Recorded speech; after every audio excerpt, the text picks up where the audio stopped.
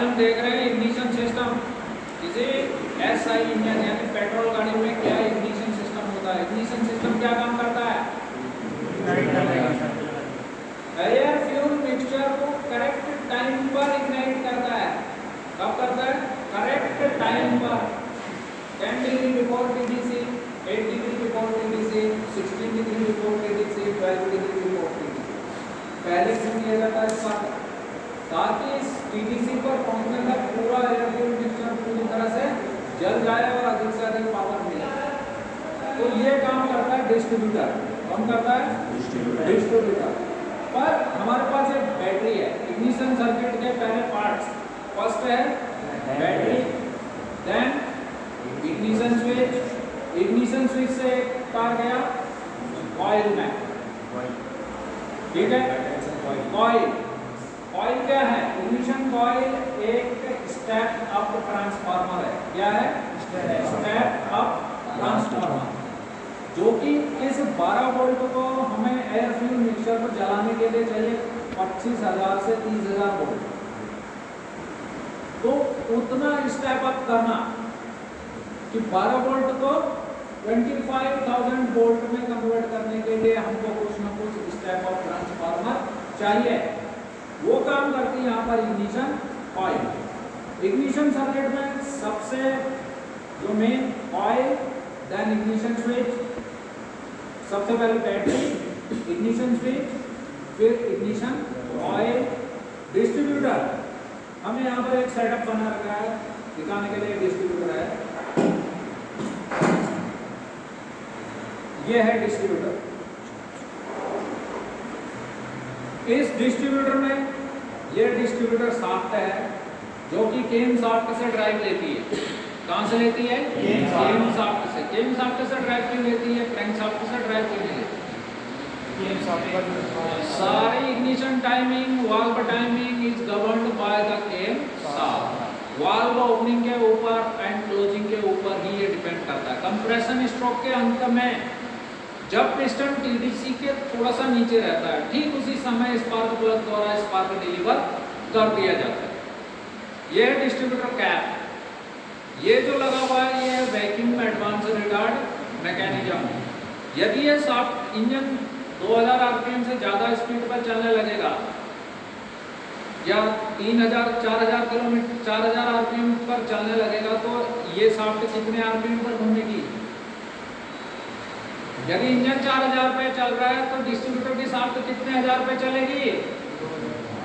2000 पे चलेगी, क्योंकि क्रैंक शाफ्ट से ड्राइव कौन ले रही है? केम शाफ्ट ले रही है। केम शाफ्ट क्रैंक शाफ्ट क्या आप स्पीड में चल रही है, तो ये 2000 आरपीएम पर चलेगी। तो इसके अंदर है एक CB point, contact breaker point. Contact breaker point operate होता है एक केम के द्वारा।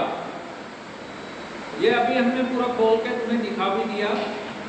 इसके अंदर एक केम है चॉकलेट ब्राउन कलर की। वो इस डिस्ट्रीब्यूटर शाफ्ट की केम जब उसे दबाती है तो पॉइंट खुल जाता है, और जब हट जाती है वहां पर से तो पॉइंट बंद हो जाता है। जब पॉइंट बंद हो रहा होता है, पहले इसका करंट का सर्किट देखो। एक पॉजिटिव टर्मिनल और दूसरा निगेटिव। निगेटिव टर्मिनल गाड़ियों में चैसी के साथ अर्थ हो गया या बॉडी के साथ अर्थ हो, इंजन भी इसके साथ अर्थ होता है। यानी जब ये डिस्ट्रीब्यूटर फिट होता है तो ये इंजन से इसको निगेटिव मिलता है। डिस्ट्रीब्यूटर में अब निगेटिव इधर है डिस्ट्रीब्यूटर में, तो डिस्ट्रीब्यूटर से एक निगेटिव वापस इग्निशन कॉइल में गया। ठीक है, सर्किट को अच्छी तरह से ध्यानपूर्वक देख लो। पॉजिटिव वायर आई स्विच में, स्विच से आई कॉइल के टर्मिनल में, कॉइल से आ गई वो वहीं पर तक गई, लेकिन निगेटिव आया है डिस्ट्रीब्यूटर, और डिस्ट्रीब्यूटर से एक तार फिर गया है कॉइल।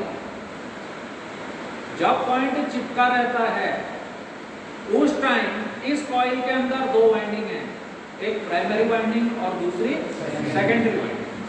प्राइमरी वाइंडिंग में मोटे तारों की 250 लपेटें हैं, 250 टर्न्स हैं, और जो सेकेंडरी वाइंडिंग है उसमें पतले तारों की लगभग 25,000 टर्न्स हैं। 1 turn is equal to 1 ampere turn.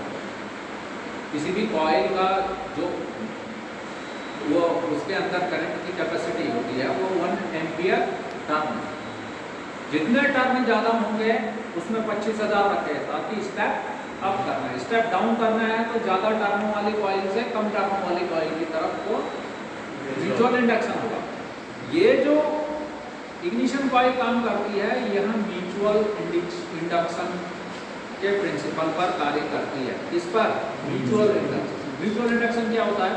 यदि दो कॉइलें पास पास रखी हुई हों, उनमें से किसी एक कॉइल को ऊर्जित किया जाए, यानी उस पर करंट दिया जाए, उस पर वोल्टेज अप्लाई की जाए, उसको करंट दिया जाए, तो करंट का एक इलेक्ट्रिसिटी का क्या है? Magnetic effect of electricity. तो उस कॉइल में एक चारों तरफ एक मैग्नेटिक फील्ड बन गया। अब किसी स्विच की सहायता से उस मैग्नेटिक फील्ड को हम ढा देते हैं। जब वो मैग्नेटिक फील्ड स्विच को ऑफ करते हैं तो जो प्राइमरी वाइंडिंग में आया हुआ मैग्नेटिक फील्ड बना था वो ढहता है। उसके ढहने से सेकेंडरी कॉइल में एक हाई टेंशन करंट पैदा होता है। ठीक है, वह करंट जब वो स्विच ऑफ हुआ, यानी कि इग्निशन स्विच जो सीबी पॉइंट जब बंद था, तो इस कॉइल में की प्राइमरी कॉइल वाइंडिंग एक मैग्नेट बन गई, समझ लो। और जैसे ही ये छूट गया, खुल गया, तो उसका मैग्नेटिक फील्ड कोलैप्स हो गया, ढह गया। उसके ढहने से सेकेंडरी वाइंडिंग में एक हाई वोल्टेज करंट सर्ज हो गया। वह करंट इस हाई टेंशन लीड के द्वारा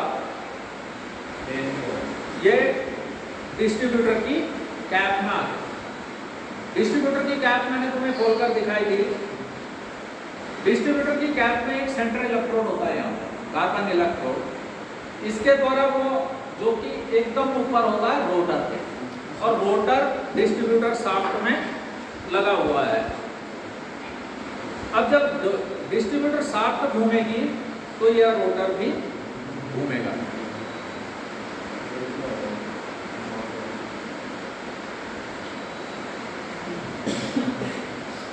जब ये रोटर को घुमा रहा हूं तो मैं डिस्ट्रीब्यूटर का, जब ये शाफ्ट को घुमा रहा हूं डिस्ट्रीब्यूटर की, तो ये रोटर भी घूम रहा। तब ये रोटर जब ये घूमता है तो इसके अंदर डिस्ट्रीब्यूटर कैप के अंदर ये टर्मिनल है। इन टर्मिनल, जिस भी डिस्ट्रीब्यूटर का रोटर जिस भी टर्मिनल के आगे है वो हाई वोल्टेज उस टर्मिनल के द्वारा ये स्पार्क प्लग लीड और फिर वहां से स्पार्क प्लग को डिलीवर हो जाती है।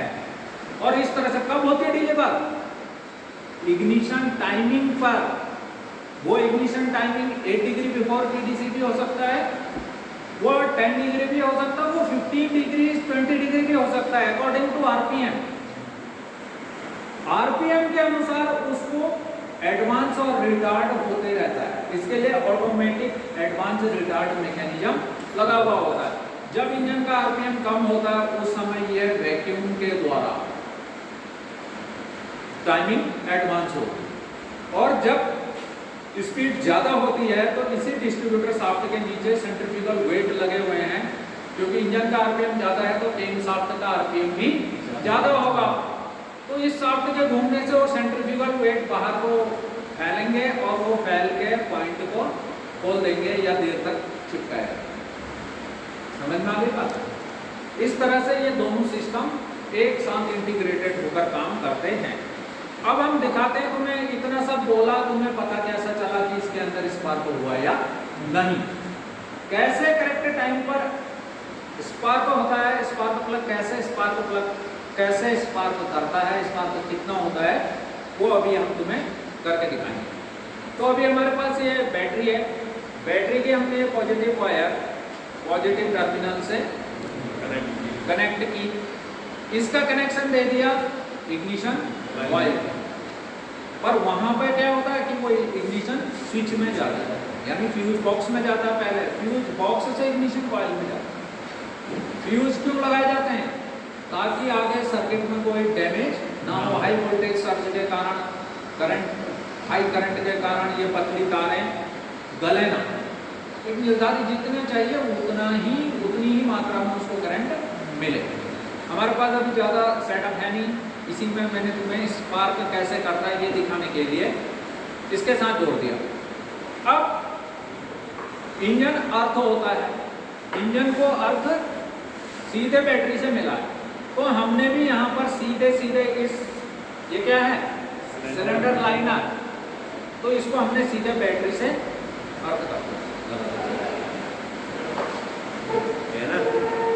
स्पार्क प्लग में क्या है, एक सेंट्रल इलेक्ट्रोड है और दूसरा है वो बाद में तो उसको हम तीनों को क्या करते हैं, थोड़ा सा दूर आएगा देगा नहीं आएगा।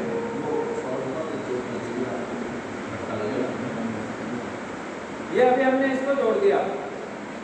अब जैसे ही हम ये डिस्ट्रीब्यूटर के शाफ्ट को घुमाएंगे तो देखोगे कि ये स्पार्क कर रही है नीचे ऊपर,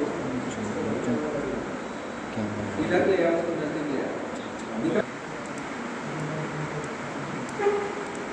1342 के नाम से के हिसाब से ये इस समय दे रहा है।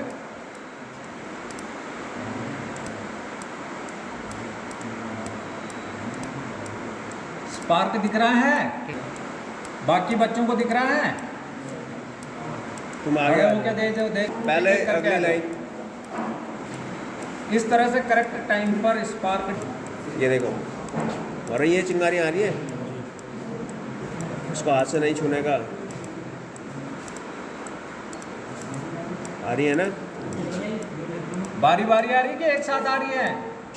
अलग अलग आ रही है। 1 3 4 1 3 2 132 ये मारुति का है, 3 सिलेंडर इंजन का है ये। तो जितने सिलेंडर इंजन होते हैं उसके अकॉर्डिंग फायरिंग होगी। डिस्ट्रीब्यूटर में के में होंगी, डिस्ट्रीब्यूटर शाफ्ट में। ठीक है, देखो पहले एक में आ रहा है, फिर लास्ट में आ रहा है, फिर बीच में आ रहा है। तो ये है एक, पहले 1 में, फिर 3 में, फिर 2 में।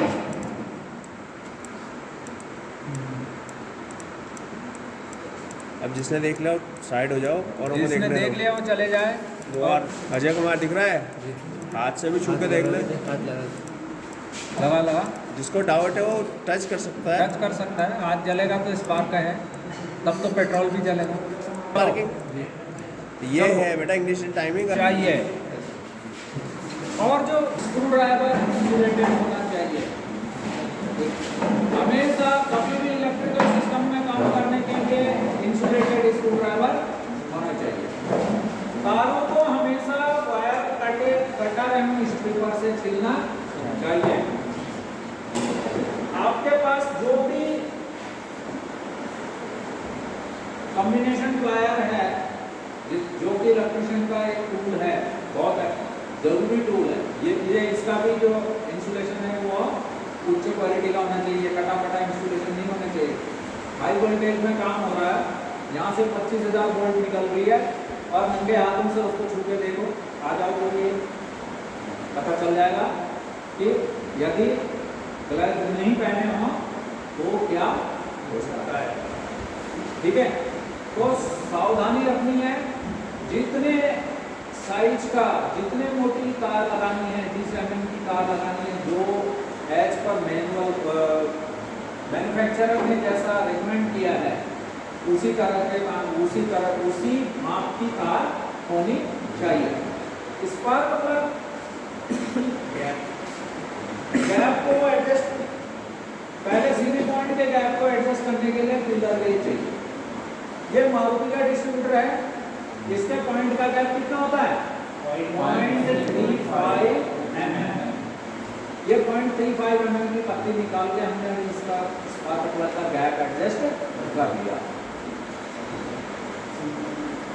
अब आओ, ये है स्पार्क प्लग। इस स्पार्क प्लग का ये इंसुलेशन है, ये वो टर्मिनल है जो कि हाई टेंशन लीड से आया। ये हाई टेंशन लीड के अंदर देखोगे तो अंदर इसकी जगह बनी है, ये उसमें जाकर फिट हो जाएगा। इस स्पार्क प्लग का गैप अगर आपको मालूम नहीं है तो जो भी जैसे बॉस का स्पार्क प्लग है तो इसमें लिखा हुआ रहता है, बाय द वे नहीं लिखा है, ये एनजीके का है तो इसमें 1 mm का इसका गैप है, इसमें लिखा हुआ।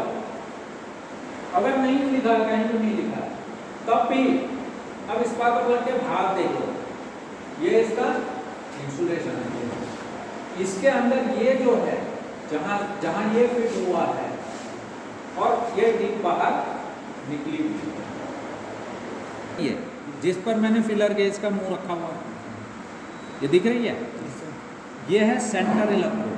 क्या है? Centre electrode. और ये जो बाहर से मुड़ा हुआ है ये है अर्थ इलेक्ट्रोड। ये थ्रेड हैं जो सिलेंडर हेड में कसे जाएंगे, जिससे ये इसका एक डिस्टेंस पीस या वाशर है, ये लॉकिंग डिवाइस भी है। और ये स्पार्क प्लग की अंदर रीच कहाँ तक नीचे स्पार्क प्लग, अगर ये वाशर नहीं लगाया और इसको ऐसे ही फिट कर दिया तो ये पिस्टन टकराएगा इससे, ताकि पिस्टन इससे टकराए ना, उसके लिए ये क्लियरेंस के लिए भी ये काम करता है। दूसरा, ये इंजन के सिलेंडर के कंप्रेशन को लीक होने से भी बच जाता है। अगर तुमने इसको नहीं लगाया और यूं ही फिट कर दिया तो इंजन का कंप्रेशन वहाँ से लीक हो जाएगा, इंजन मिसिंग करेगा। और ये फुल टाइट कर दोगे ऊपर से तो यहाँ सीधे पिस्टन को क्षतिग्रस्त करता है। इसके मध्य कुछ गैप होता है, सेंटर इलेक्ट्रोड और अर्थ इलेक्ट्रोड के मध्य 0.6 से लेकर 1 mm तक का गैप। इसको भी जब आप एडजस्ट करते हैं तो फिलर गेज की पत्ती चलती, ठीक है। ये सेंटर इलेक्ट्रोड इस बॉडी के साथ, ये क्या हो गई इसकी, ये पूरी की पूरी बॉडी हो गई। ये बॉडी के साथ अर्थ ना हो, शॉर्ट ना हो जाए स्पार्क प्लग, इसके लिए देखो ये इंसुलेटेड टिप है, इसके अंदर भी इंसुलेशन है, दिखाई दे रहा है। सेंटर इलेक्ट्रोड भी इंसुलेटेड है, अर्थ का यहाँ से मिल गया, ये हेक्सागोनल बोल्ट की तरह बना दी को, या बॉक्स स्पैनर सॉकेट जो भी लगाएंगे हम, ये इसको पकड़ सके और इसे इजीली हम टाइट कर सकते। ये इंसुलेशन क्लियर है, इतना ही सब होता है इसका। पर इसके जो अंदर का सेंटर इलेक्ट्रोड किस मटेरियल का है, ये किस मटेरियल का है, अगले आफ्टर लंच इस पर बात करेंगे, ठीक है। Okay, have a great day.